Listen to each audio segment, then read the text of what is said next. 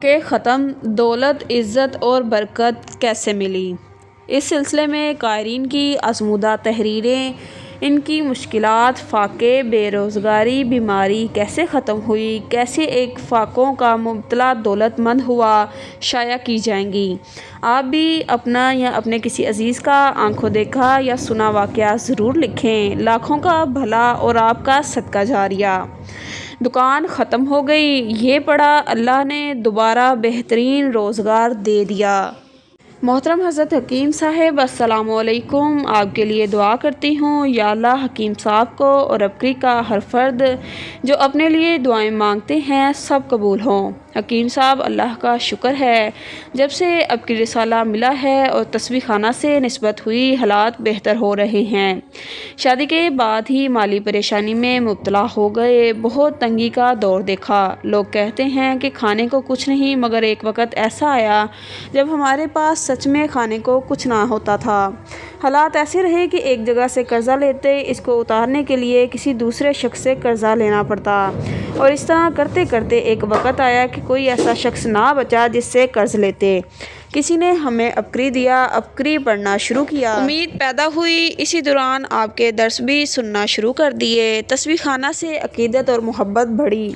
आपको अपने मसाइल का ख़त लिखा। ख़त के जवाब में आपने 40-10 सुरने और अनमोल ख़जाना नंबर 2 सारा दिन खुला पढ़ने का फरमाया। मैंने तब से अनमोल ख़जाना नंबर 1 हर नमाज के बाद एक मरतबा और अनमोल ख़जाना नंबर 2 सारा दिन खुला पढ़ना शुरू कर दिया।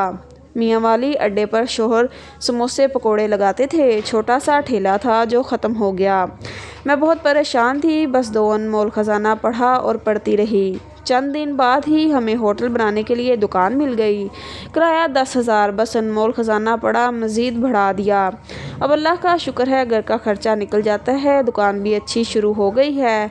अबकरी मिलने के बाद एक और तब्दीली जो आई है वो ये है कि अब अल्लाह का शुक्र है कि मेरे शोहर बाकायदा कुरान करीम की तिलावत करते और अनमोल ख़जाना पढ़ना शुरू हो गए हैं। मैं भी तस्बीहात और कुरान पढ़ती हूँ। आपके दर्स में सुनने के बाद थोड़ी सूरह बकरा ज़रूर पढ़ती हूँ, हफ्ते में पूरी कर लेती हूँ।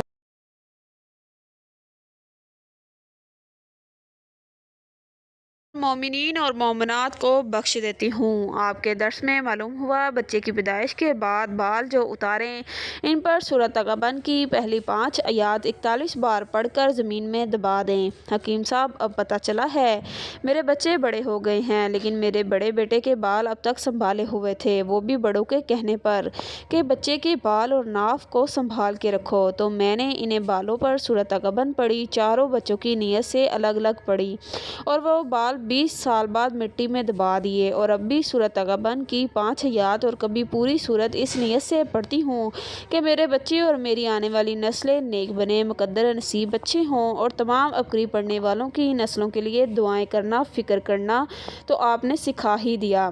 अल्लाह पाक दो जहानों में आपकी और आपकी नस्लों के दर्जात बुलंद फरमाए, आमीन। वीडियो पसंद आए लाइक करें, दोस्तों के साथ शेयर करें, और मेरे इस चैनल को लाजमी से सब्सक्राइब कर लें।